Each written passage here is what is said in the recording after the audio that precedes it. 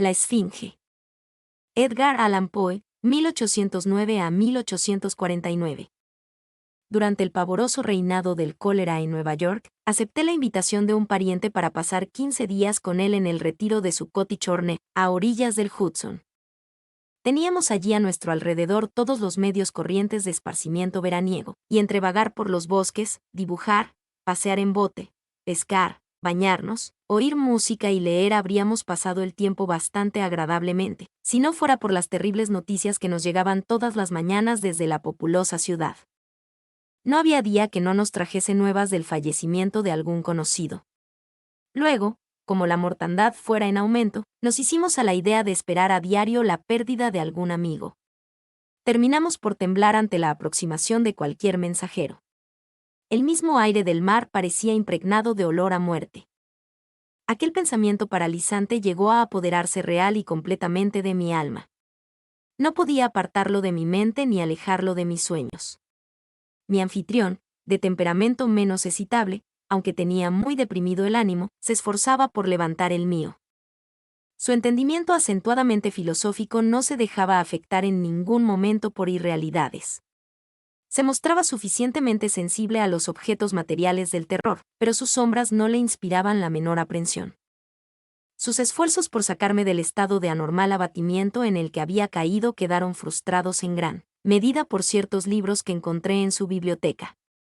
Eran estos de tal carácter que podían hacer germinar a la fuerza cualquier semilla de superstición hereditaria que se hallase latente en mi pecho.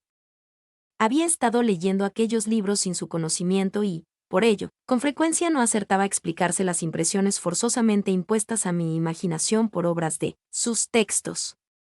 Mi tópico favorito era la creencia popular en los presagios, una creencia que, en aquella época de mi vida, estaba casi seriamente dispuesto a defender. El hecho es que, poco después de mi llegada al cottage, me había ocurrido un incidente tan inexplicable y tan portentoso que bien podría habérseme excusado por considerarlo un presagio. Me espantó y me desconcertó tanto a la vez que transcurrieron muchos días antes de resolverme a comunicar la circunstancia a mi amigo. Al caer la tarde de un día sumamente caluroso, estaba yo sentado con un libro en la mano junto a una ventana abierta que, a través de una larga perspectiva de las orillas del río, daba a una distante colina, cuya cara más próxima a mí había sido despojada de la mayor parte de sus árboles por un corrimiento de tierras. Mis pensamientos habían estado vagando hacía rato desde el volumen que tenía ante mí hasta la lobreguez y la desolación de la vecina ciudad.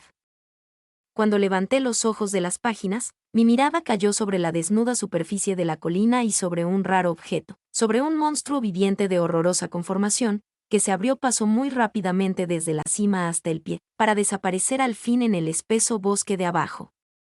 Al principio, cuando apareció aquel ser, dudé de mi cordura o por lo menos del testimonio de mis propios ojos y pasaron muchos minutos antes de que lograra convencerme a mí mismo de que yo no estaba loco, y de que aquello no era un sueño.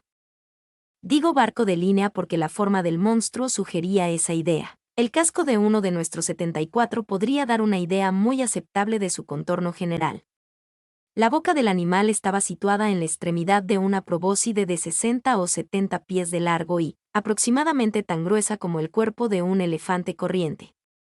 Cerca del nacimiento de esta trompa se veía una inmensa cantidad de pelo negro e hirsuto, más del que hubiesen podido proporcionar las pieles de 20 búfalos, y, proyectándose desde aquella pelambrera hacia abajo y lateralmente, surgían dos brillantes colmillos. No muy distintos de los de un jabalí, pero de dimensiones infinitamente mayores. Observé que las hileras superiores e inferiores de las alas estaban enlazadas por una potente cadena. Pero la principal peculiaridad de aquella horrible criatura era la representación de una calavera, que cubría casi toda la superficie de su pecho y que estaba trazada en un blanco deslumbrante sobre el oscuro campo del cuerpo, como si hubiese sido dibujado cuidadosamente por un artista. Mientras examinaba aquel animal terrorífico y más especialmente el aspecto de su pecho con una sensación de horror y espanto, con un sentimiento de desgracia próxima que no era capaz de reprimir con ningún esfuerzo de la razón.